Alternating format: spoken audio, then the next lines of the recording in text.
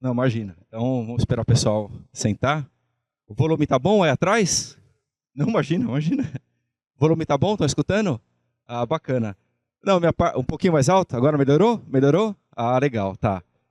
Acho que é importante a gente conceituar esse momento que a gente está vivendo, né? Esse momento agora é até o final de dezembro de 2026, né? Que é importantíssimo para a gente, né? Até tema de palestra, se não me engano, amanhã, em relação à reforma tributária, que a gente tem que procurar tirar proveito aí do que a gente está fazendo e principalmente programas aí que vai aguçar o efetivo ingressos dos cofres da rúbrica do ISS, né? O repasse do CMS fica um pouco complicado crescer nesse implemento. Mas tirando esse corte, a gente tem que verificar o quê? O que a gente vai ter que fazer após aí na transição, principalmente, né? Esse novo paradigma em relação à refiscalização, né? Eu vou falar rapidinho, tá, Alberto? Só vou levantar a bola aqui, vou deixar algumas questões aí que eu achei importante a gente conceituar, até para não conflitar com o pinguim, né? A gente vai ter o pinguim daqui a pouco aí no happy hour. Então eu falei com o secretário falou, não, André, pode falar à vontade aí, mas eu vou fazer os cortes aqui, tá? Mas eu acho que é importante a gente observar que esse realmente é o momento crucial para a fiscalização tributária. Um momento importante, o secretário falou logo no início, o Bernardo Api reforçou essa questão, né? Os secretários estão reforçando, é o momento da fiscalização municipal, né? A gente agora aglutinou-se ao primo rico, digamos assim, né? Que é o fiscal estadual, tem o ônus e o bônus, né? Tem o ônus em relação à preparação que a gente tem que fazer em relação à fiscalização. A gente tem que enxergar agora como é que se faz a fiscalização do ICMS, né? Das omissões de receita, né? A gente vai ter que ter cursos e mais cursos realmente para verificar na prática como é que vai se dar a fiscalização, porque a gente vai fazer, eu brinco nas palestras, desde o boteco da esquina até as operações de combustível, operações grandes aí de petróleo e gás, inclusive Santos é uma ótica que a gente vai ter que ter. Então, é um paradigma novo, realmente. O foco, eu acho que eu vou provocá-lo muito em relação ao artigo 11, que a gente tem que falar. O Rafael Wilkes falou muito em relação ao artigo 11 com o artigo 59, que é o cadastro, né, do destinatário da operação. A gente tem que estar realmente focado nesses dois artigos, 11 e o 59. Eu vou provocá-lo em relação à nossa ótica de Santos, né? A gente tanto trabalhou com a ajuda do secretário em Brasília, em relação ao artigo 11, inciso 5º, para destinar o produto da arrecadação para Santos, né? Porque serviços feitos em face de bens móveis e portuários, a gente conseguiu, ficou um pouco redundante, né? Tecnicamente não foi o que a gente esperava, mas politicamente foi o que deu para fazer. A gente conseguiu deixar a competência municipal para Santos. Porém, o produto da arrecadação, como a gente gera crédito na cadeia, não vai para Santos, né? O nosso amigo Fábio vai falar um pouquinho da transição. Todavia, a fiscalização vai ficar para Santos, né? A gente vai poder entrar como titular ou cotitular ou interessado, né? Aí vem uma questão, né? A gente vai focar no artigo 11 para fazer essa fiscalização, só que que proveito que a gente vai ter? Pelo menos da multa, né? Ontem a gente conversou um pouquinho no nosso happy hour inicial aí, de ontem, em relação ao proveito das multas, que é o que está no PLP 108. Isso vai mudar, né? A princípio, a sinalização, eu conversei com o Bernardo Api e com o Alberto, a princípio não vai mudar, né? Então, o proveito econômico, o proveito das multas, né? Das nossas atuações em relação à omissão de receita, vai ser destinado ao município autuante. Enfim, tem várias outras questões aí, mas no decorrer a gente vai provocando, vai questionando o Alberto, e é importante a gente observar que são muitos artigos, realmente é um mundo de artigos, é um mundo de legislações postas já, né? O 214 já está posta, a gente tem que estudar principalmente os artigos aí que fala da fiscalização, regime especial de fiscalização, que a multa vai dobrar, né? A princípio a multa de 75% vai para 150%. Então, muitos detalhes aí que a gente tem que observar em relação a esse novo paradigma da fiscalização. Hoje o fisco municipal está maior do que ontem e vai ficar muito maior em relação à representatividade e a gente tem que estar motivado em relação a isso. e cobrar melhorias estruturais e de carreira também, visto aí o teto aí de 2027 que vai melhorar também. Roberto, desculpa, falei demais, mas depois eu vou provocar algumas outras questões. André, muito obrigado. Eu acho que, como eu falei no início, né, cara, é o mundo de conhecimento, a Pito bem falou, vai ter que ser em camadas, né? Então a gente vai aos poucos se apropriando. Melhorou ou não? Vou lá para o meio, lá vou falar do meio, lá, que nem pastor. Bater a Bíblia. Vamos lá. E fiscalização é um tema que é muito importante, dado essa ideia de mudança de paradigma com a tributação no destino, né? A tributação no destino, fatalmente, ela traz para a gente uma necessidade de cooperação, né? Diferentemente de tributação na origem. Na origem, cada um no seu quadrado, né? Assim, no ISS, em regra, né? E o destino, você tem que ter um regramento todo para haver essa coordenação entre os diversos interessados. Eu sempre dou exemplo da Netflix. A Netflix tem 25 milhões de usuários, espalhados talvez em todos os municípios do Brasil, quase todos, né? Então, no limite, todos os municípios e estados onde tem um consumidor Netflix, no mínimo, é um interessado. Tem um crédito tributário relativo àquele município, àquele estado, né? É o domicílio principal do adquirente, né? Então, veja a importância de haver essa coordenação regrada a nível de lei, a nível de regulamento, a nível até de norma infrarregulamentar, né? Mas, assim, alguns pontos, dar um passo atrás só para algumas premissas. Foi falado de manhã, mas só para dar uma visualizada, acho que é importante. O pré-comitê gestor está aí trabalhando há algum tempo já, desde novembro do ano passado, mais ou menos, começou mais início desse ano, né? Novembro para cá, no final de 24, foi mais uma estruturação do pré-comitê gestor, né? CNM com Cefaz e FNP atuando junto, o pré-comitê gestor com 9 GTs constituídos, né? Não vou ficar lendo isso aqui, e cada GT com participação de 2 titulares e um suplente e dois titulares estaduais, 2 titulares municipais, um indicado pela FNP e outro pela CNM, e os respectivos suplentes, né? A instância máxima, que é como se fosse o Conselho Superior do Comitê Gestor, a instância máxima, que é o GCE, que não tem 54 membros, tem 20, 10 de estados, 10 de municípios, em regra, secretário de Fazenda. Em regra, não, secretário de Fazenda, né? A instância de coordenação, coordenação normativa, operacional e financeira, como a secretária Michele falou de manhã, e esse pessoal coordena esses GTs todos, e, como a Pi falou, já são mais de 36 sub-GTs, né? Divididos em diversos temas. Bom, rapidamente transição, eu sei que o Fábio vai falar um pouquinho na apresentação dele, mas aquilo que a Pi já mostrou aqui, né? Não vou perder muito tempo, essa unificação dos tributos já foi falado, não vou perder muito tempo com isso aqui.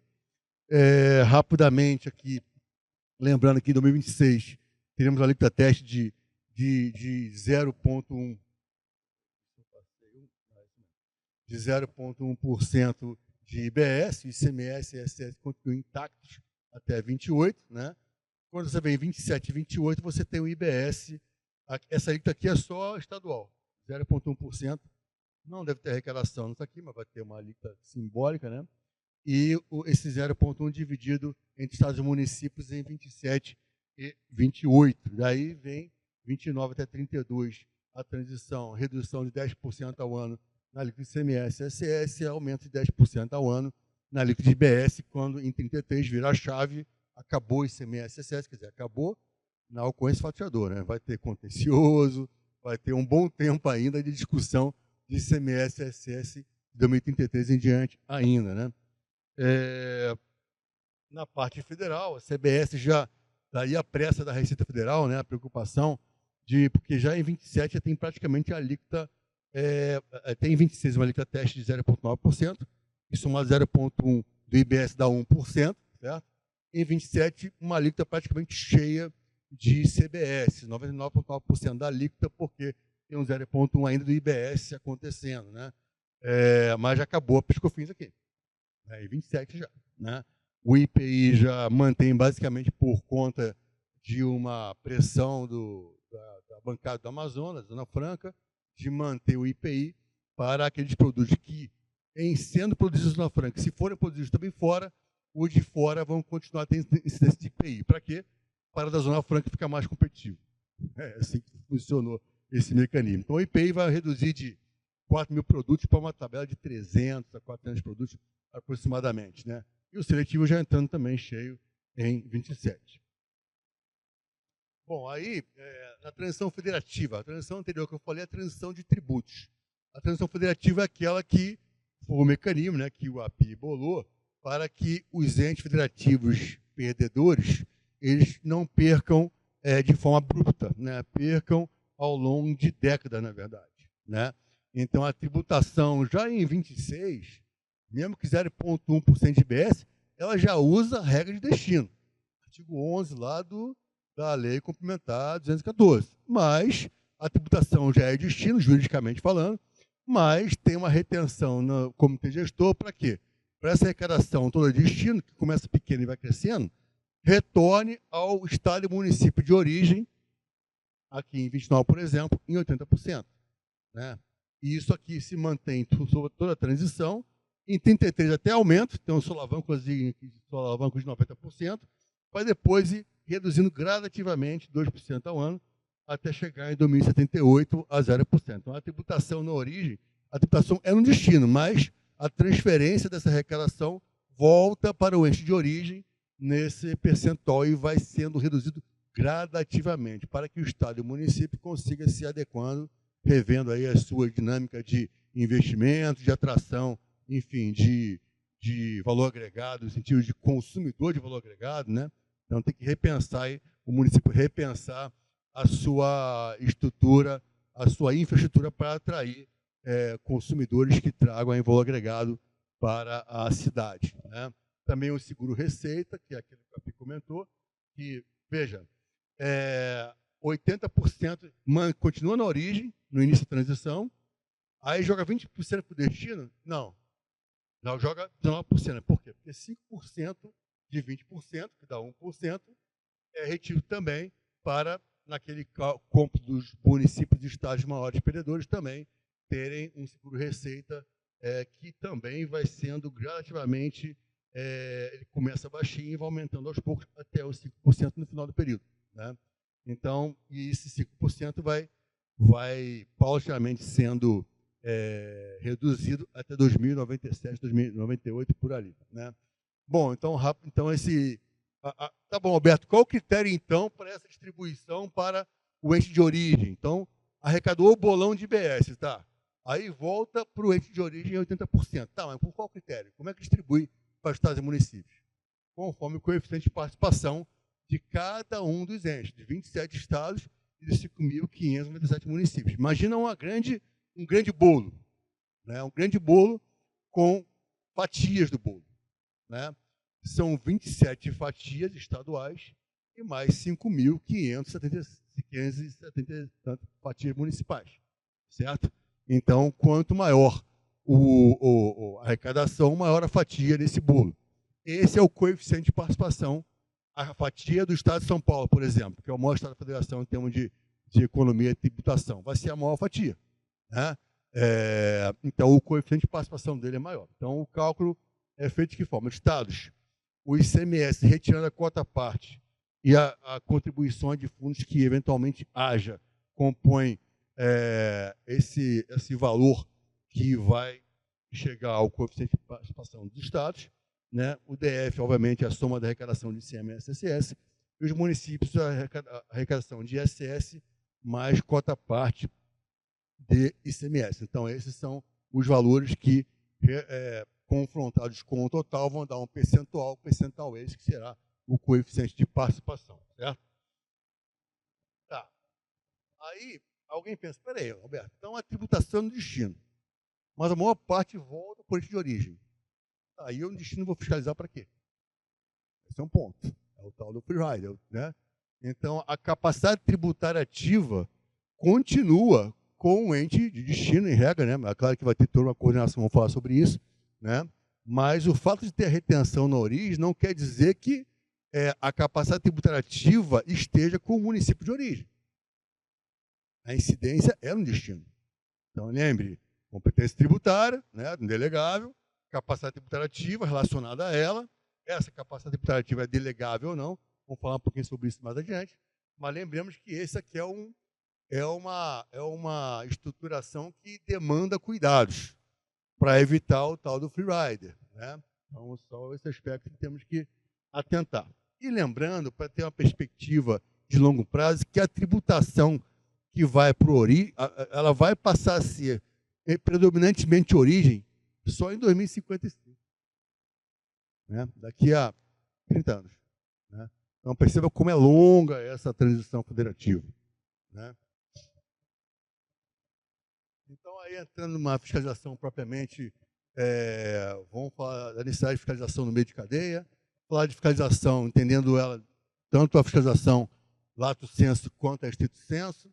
Aqui eu vou pular, porque não vai dar tempo, o lançamento do REF, mas, enfim, não vou adentrar aqui e falar um pouco de coordenação de fiscalização. Bom, então, a reforma tributária, o Rafael Vilch comentou isso na fala dele, ela traz novos conceitos. Aliás, se alguém aqui ainda não imprimiu a Lei Complementar 214, encadernou e botou na mochilinha lá, eu sugiro fazê-lo. Eu já estou com a minha ali. Minha mochila veio pesada por causa disso. Né? No avião eu vou lá lendo, lá, artigo 485. Então, assim, sugiro começar a carregar a sua bíbliazinha lá. É um pouco pesada, né? Você pode imprimir uma folha mais fina, uma letra menor, mas eu sugiro ter a sua Lei Complementar 214 impressa e encadernada. Né? E aí, entre conceitos novos, temos o conceito de arrecadação, que é diferente do conceito de distribuição do produto da arrecadação. Né? Então, é importante mencionar que estados e municípios no IBS não mais arrecadarão. Acabou. O verbo arrecadar não pertence mais a estados e municípios com o IBS. O verbo arrecadar está com quem? Com o comitê gestor. Só o comitê gestor arrecada. Ponto. Esse é um ponto importante. Né? Então, veja, artigo 56b da Constituição. O Estado e os municípios exercerão exclusivamente por meio do comitê gestor a seguinte competência: arrecadar. Arrecadar é o comitê gestor que faz. Ok? E aí, um ponto importante, né? Aí é o outro conceito, distribuição do produto da arrecadação. Diz o artigo 156, parágrafo 4, que para a distribuição do produto da arrecadação, o comitê gestor reterá o saldo acumulado de crédito do imposto não compensado pelo contribuinte. Então, na operação de bem e serviço, operação de meio de cadeia, B2B, B2B, certo? E aí o contribuinte ele tem saída, né, tem débitos, né? E está adquirindo insumo, crédito, né? No final do período de apuração, vai ver o cômputo de débitos menos créditos. Saldo a recolher se houver mais débito do que crédito, né? Agora, pode ser que ele já tenha usado todos os créditos que ele tem e não tem mais débito. Então, sobrou crédito para ele. Esse crédito está onde? Está no comitê gestor. É o saldo acumulado de crédito, que ele pode usar no período de apuração seguinte, ou pode pedir até a restituição no limite, né? Sem problema, né? Ou seja, saldo acumulado não compensado, ou seja, saldo de crédito que vem, que é o insumo que ele comprou, e tem um IBS lá embutido, né? E se houver o pagamento, o crédito, já a apropriação desse crédito, né? Se sobrou crédito, não foi compensado, ou seja, ele não usou esse crédito para bater o débito a pagar, né? E ele não pediu ressarcimento, então está lá no comitê gestor. Aquele crédito não vai para o Estado e município. Ele é do contribuinte. Ele vai continuar no comitê gestor, né? E também o comitê gestor vai reter esse crédito acumulado, né? E também vai reter o valor correspondente ao cashback. Por quê? Porque é um valor que você entregue ao consumidor final. Então não dá para entregar para o Estado e município, por quê? Tem que ficar um pouquinho no comitê gestor, porque vai haver uma devolução para aqueles consumidores de família de baixa renda. Né? E o comitê gestor vai sim distribuir o produto da arrecadação do IBS, deduzida a retenção do inciso 1. Então, deduzido aquilo que é crédito contribuinte, que ele não utilizou, deduzido aquilo que vai ser utilizado para cashback. Percebe? Então, e obviamente, ao antidestino nas operações que não tenham gerado acreditamento. Em regra, consumo final. Certo? O varejo, né? Então, é isso que vai ser distribuído. Não tem hoje, como tem hoje no ICMS, Incidência tem, mas não tem a distribuição, a arrecadação para o cofre do Estado, do município, para as operações de meio de cadeia. Somente operações de final de cadeia, de varejo. Colocaram na redação o desenho constitucional para ficar tudo amarradinho aqui. Né? Bom, então, uma coisa é a arrecadação, que ela ocorre tanto que é feita pelo comitê gestor, exclusivamente, e que ela ocorre tanto para operações de meio de cadeia, quanto para operações de fim de cadeia. B2B, business to business, B2C, business to consumer. Okay? Outra coisa, a distribuição do produto da arrecadação, que ocorre somente para as operações de final de cadeia. Beleza, pessoal? Tá. Então, se a distribuição da arrecadação para o ente federativo só ocorre no consumo final, então basta fiscalizar o final de cadeia? Será que é isso? Vou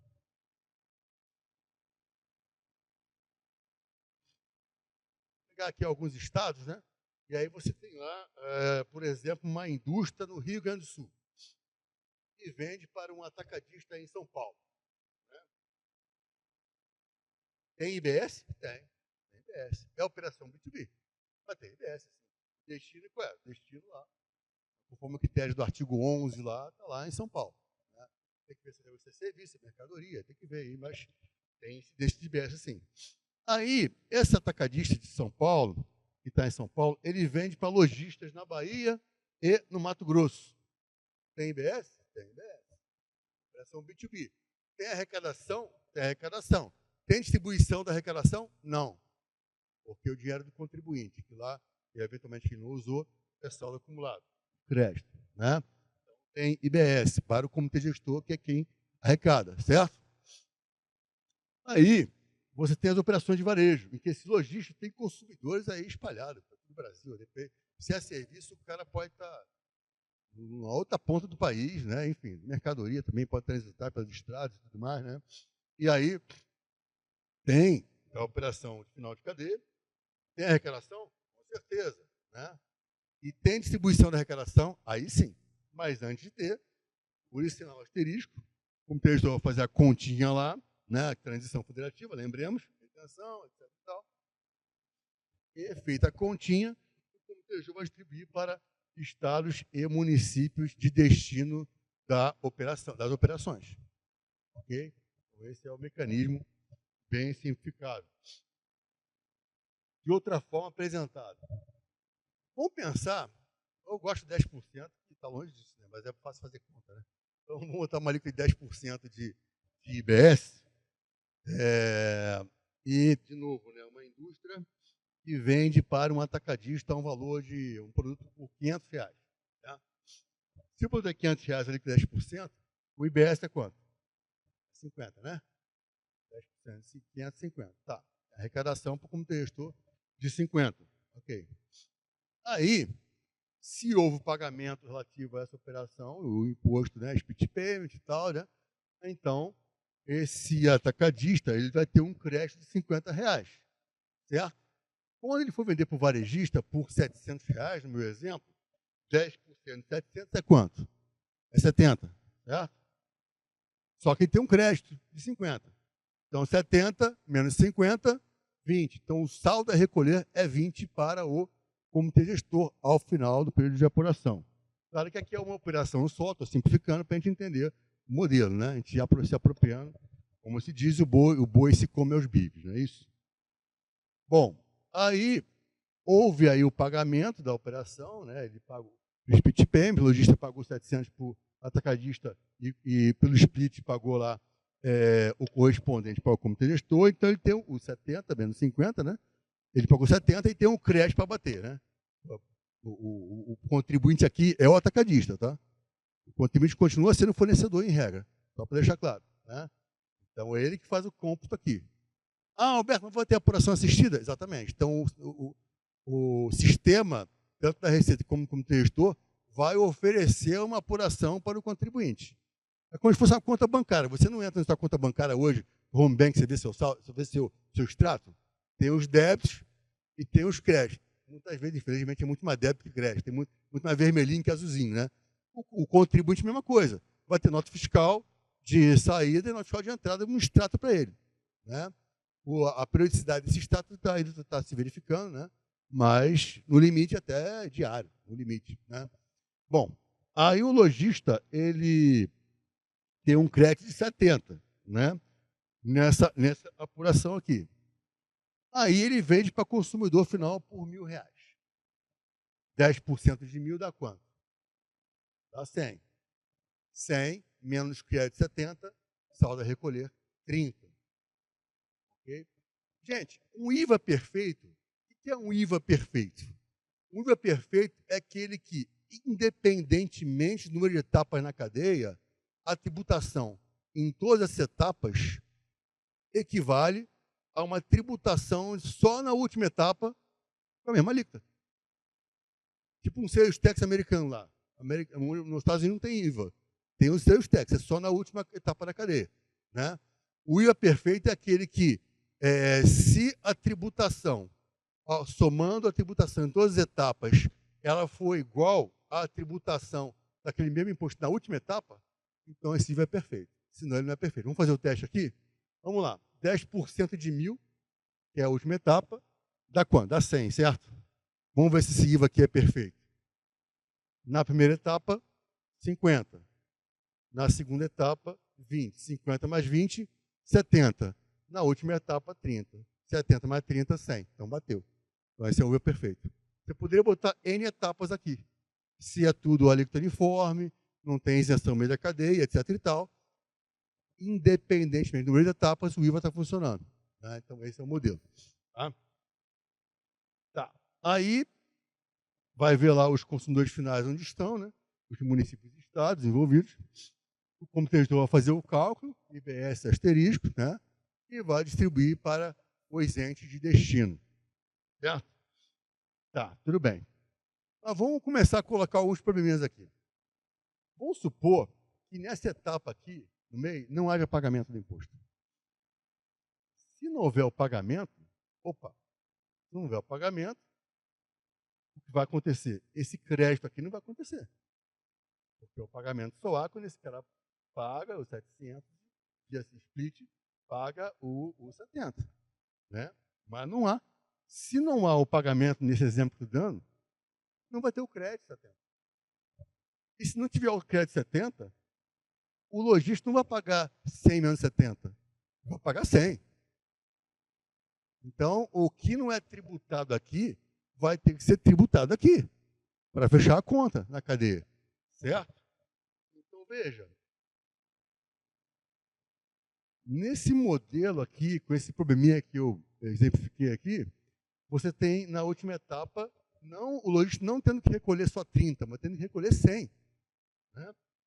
Ora, no modelo de valor adicionado, de IVA, né, você está tributando o valor adicionado, aquilo que se acresce em cada etapa. Né?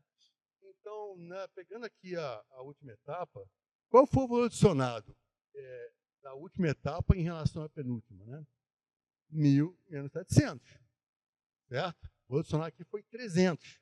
10% de 300, que é uma outra forma de calcular, dá 30. Então, essa é a ideia. Mas, dá 30 por quê? Porque você vai ter lá, vai tributar só sobre o agregado. Mas, se não houve aquele pagamento no meio da cadeia, aquela extinção do débito no meio da cadeia, ora, o que acontece é que o cara tendo que pagar 100, ele está pagando 100 no valor adicionado de 300. Então, ele está pagando 1/3 de alíquota. Percebe o problema? Fica a carga em cima desse cara. Ora, e aí, até o API mencionou isso de manhã, né? Tem dois grandes problemas no IVA. O problema, um deles é a mercadoria sem nota e outra é a nota sem mercadoria. A mercadoria sem nota é o famoso, o senhor quer com nota ou sem nota? Vai no dentista lá, né? O senhor quer com nota ou sem nota? É isso que pergunta para você? Ou não pergunta, né? Aí com 28% de alíquota de IBS e CBS, o prêmio é alto, né? Concorda? O prêmio é alto. Está juntando vários tributos no só, como dizia Everardo Maciel, quanto mais tributo você junta, maior a alíquota. Né? Se a premissa mantém a arrecadação, não é isso? Bom, então, isso aqui é um problema de fim de cadeia. Isso aí é a doutrina clássica do IVA do mundo inteiro. É o elo fraco da cadeia do IVA. O elo fraco da cadeia do IVA é o varejo. Porque se não emitir a nota, complica. O Split Payment vai tentar resolver ou mitigar esse problema, né? E aí, de novo, a capilaridade da fiscalização, entramos nós aqui, com a importância de nós fiscalizar o varejo, muito importante. E o outro problema é nota sem mercadoria, né? Não teve transação, mas alguém emitiu nota, famosas noteiras do ICMS, né? As noteiras que eletronicamente emitem milhares de notas para tentar gerar crédito que é frio e tentar arrancar dinheiro dos estados, né? Ao vender esses créditos para alguém aí, né? Para tentar usufruir desses créditos de transações que nunca existiram, né? São notas frias, né? Então, é um problema de meio de cadeia que a gente percebe que, dado que em meio de cadeia você tem a PJ, que é o crédito, ela vai querer a nota, senão não tem crédito. Então, ela acaba sendo um ajudante nosso na fiscalização, de uma certa forma, né? Mas, veja, o que eu quero colocar com esse desenho como um todo é que, se eu não cuidar, a fiscalização não cuidar do meio de cadeia, você pode perder a arrecadação, né? Então, daí a importância de fiscalizar não só o final de cadeia, mas também o meio de cadeia. Então, tem que ter toda uma coordenação pelo comitê gestor para distribuir essa mão de obra, esses recursos humanos, para haver a melhor coordenação possível para otimizar esses recursos humanos para a boa fiscalização na cadeia como um todo. Ok? Bom, e aí isso aí, obviamente, vai gerando o que a gente chama de percepção de risco, né? Todo mundo deve ter visto essa pirâmide já, em que você tem a classificação do contribuinte conforme a sua intenção maior ou menor de cumprir com a obrigação tributária, né? Então, aquele contribuinte que é mais corretinho, né? Ele tende a cumprir bem, né? Você só simplificar, você facilita para ele cumprir, né? Aquele que tenta cumprir, mas tem uma dificuldadezinha, talvez eu não recolha. Então, você, a administração tributária, tem que instruir, auxiliar. Como dizia meu ex-chefe, Mauro Ricardo, lá na Fazenda do município de São Paulo, estender o tapete vermelho para o contribuinte, né? Com sistemas bons, fáceis, amigáveis, facilitar o pagamento, tudo mais eletrônico possível, etc. E tal, você vai facilitando a vida do contribuinte. Quanto mais fácil pagar, aqueles que pelo menos estão nessa faixa aqui de baixo, mais fácil haver o recolhimento, né? Agora, tem aqueles que já têm uma tendência a não cumprir, né? Enfim, de uma forma reiterada, por algum motivo, enfim. E aí a gente tem que adotar medidas punitivas um pouco mais duras. E aquele que decide não cumprir, o sonegador mesmo, é aplicar a força da lei. Então, a percepção de risco nessa estratégia de gestão tributária tem que estar presente, e com isso, com a fiscalização não só de final de cadeia, mas também de meio de cadeia, ok? E com a coordenação do comitê gestor. Então, rapidamente, fiscalização. A arrecadação está com o comitê gestor, mas a fiscalização não. A fiscalização, lançamento, a cobrança serão realizados pelas administrações tributárias, né? De União, Estado e F municípios. Aqui, no caso, Estado e municípios, que é a IBS que está falando, né? Podendo haver delegação, né? Cabendo ao comitê gestor a coordenação dessa atividade, né? De forma a integrar, né? E aí a competência de a carreira de auditor fiscal para haver essa fiscalização. Então, percebam que essa fiscalização, aí é a competência das carreiras de auditores fiscais federal para CBS, estaduais e municipais para a IBS, né? Então, rapidamente falando de fiscalização, lato sensu e fiscalização estrito sensu. Você já tem aí na Lei 4.314 regra de fiscalização. Então, tem, por exemplo, aqui o cruzamento de dados e o monitoramento, que são conceitos que nós conhecemos, mas são conceitos que agora ganham definição legal, né? Perceba essa uniformização de regras que é importante, né, para, enfim, essa otimização dessa massa de trabalho de auditores fiscais municipais, estaduais e federais, né? Então, isso aqui é eu chamo de fiscalização lato sensu. Por quê? Porque não é um procedimento fiscal aberto ainda. É a atividade nossa de fiscalização mais ampla, que não a de um procedimento fiscalizatório específico, né? E aí, já a regra de ilícito de procedimento fiscal, não vou ficar lendo isso aqui, está lá na Lei 4.314, né? O que mais que eu posso falar aqui? Aqui você vê a possibilidade de utilização de provas e fundamentações em outros processos de fiscalização. Então, vai ter que ter uma integração cada vez maior, não só entre estados e municípios, mas também com a própria Receita Federal, né?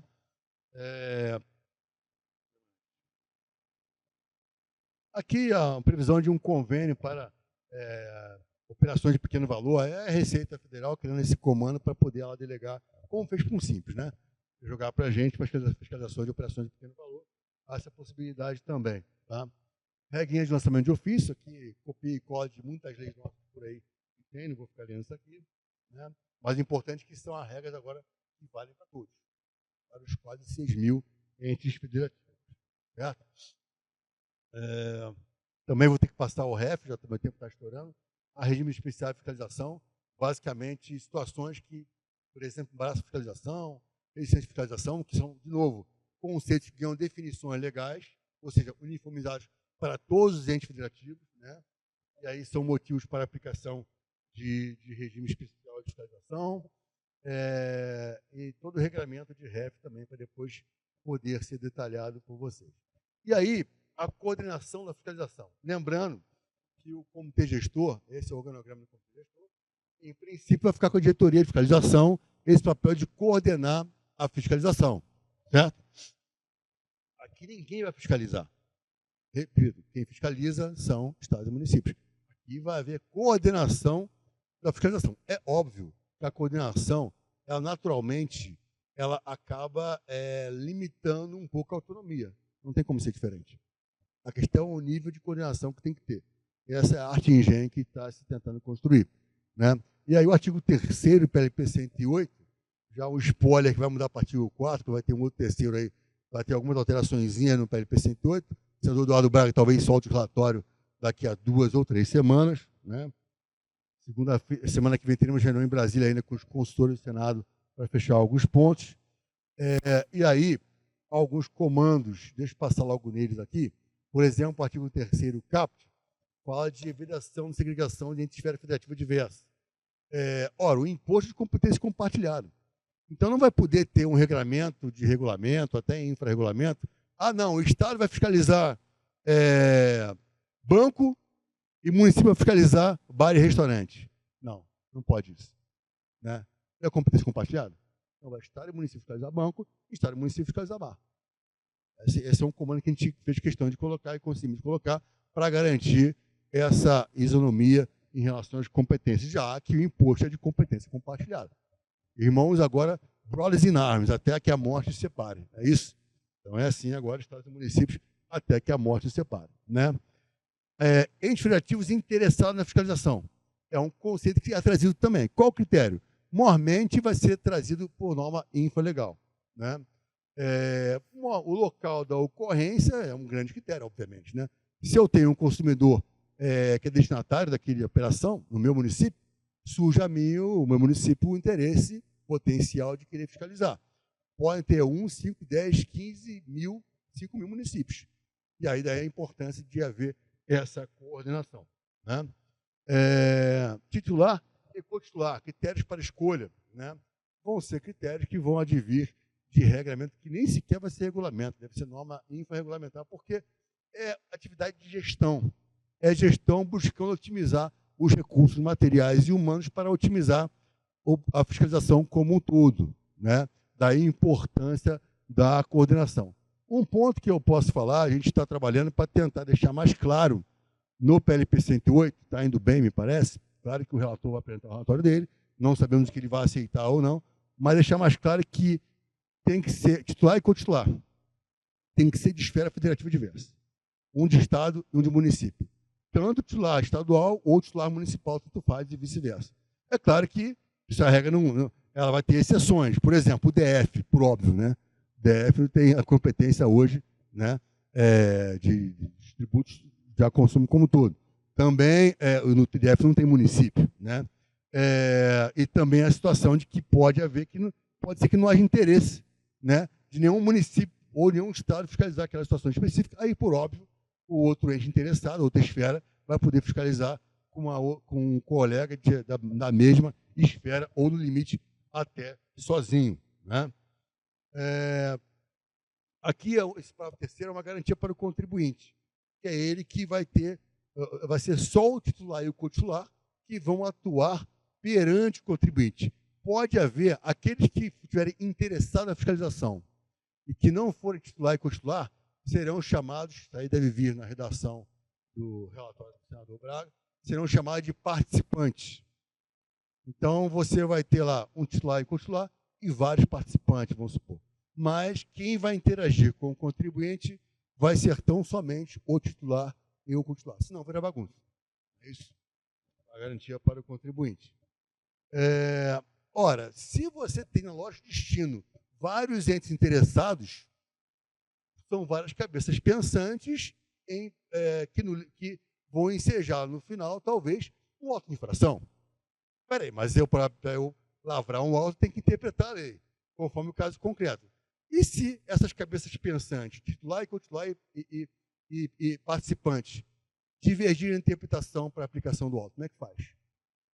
Vai ter que ter uma espécie de procedimento administrativo interno antes de o contribuinte ser comunicado, por óbvio, né, para haver uma decisão interna para ver qual interpretação vai prevalecer.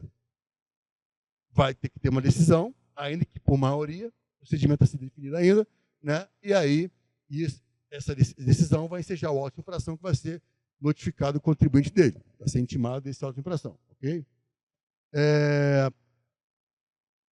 Simples Nacional também, as regras de coordenação e fiscalização se aplicam e, obviamente, haverá que haver um sistema nacional em que todo estado, todo município enxerga esse sistema e, quando houver algum município ou estado querendo startar uma fiscalização, ele tem que subir isso no sistema e aí, através de dados, documento fiscal eletrônico emitido, outras informações, etc., o sistema trazer, em princípio, quais são os entes federativos interessados, para eles poderem dizer no sistema, eu quero participar.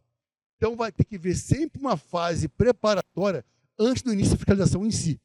Que fase é essa? Uma fase em que os entes federativos interessados vão poder dizer, eu quero participar. E vai ao sistema e vai adentrar, né, nesse procedimento fiscalizatório. Né? Então, perceba essa arte e engenho para construir essa fiscalização da tributação no destino. Bom, está aí os contatos, desculpa a correria e à disposição, gente. Obrigado. Pessoal, temos alguma pergunta? Uma pergunta? Colega, por favor. Boa tarde a todos. Cláudio Novaes, auditor fiscal do município de Marília. Com relação à fiscalização, acho que a maioria aqui faz parte da fiscalização dos municípios, gostaria de saber como está o andamento da Lei Orgânica da Administração Tributária, que muito nos interessa justamente para fazer parte desse trabalho que está sendo desenvolvido aí na reforma tributária. Bom, o que eu sei da LOAT é que houve um projeto apresentado pelos estados, né? Cabe a gente acompanhar e adentrar na discussão desse projeto para aprimoramento, né? É um momento, em princípio, propenso a isso avançar, momento que está se buscando aí nessa uniformização de interesses da administração tributária municipais, estaduais e federais, de que haja um regramento nesse sentido. Então, cabe a nós, através dos nossos sindicatos, etc., atuar nisso para que esse anteprojeto que está sendo apresentado, a gente consiga verificar a qualidade, os pontos que a gente tem de problemáticos para os aprimoramentos necessários. Tá bom? Pessoal, eu tinha algumas questões aí, mas pelo andar aí do horário e o não conflito com o Piguim, acho melhor a gente passar para a próxima palestra. Eu só ressalto aqui alguns artigos importantes para a gente aí na fiscalização, que é o 11, 58 a 62, 317 a 341, e relacionados da 214 já em vigor. Tá? Acho que é importante a gente e se atentar aí à ampliação da nossa competência, a importância do sistema, e cursos em relação à omissão de receita. A gente vai ter que apurar também as transações com mercadorias. E a questão do programa de conformidade fiscal, né? A gente tem, os municípios, acho que é importante desenvolver programas de autorregularização. Roberto, muito obrigado, excelente palestra, esclarecedora, obrigado.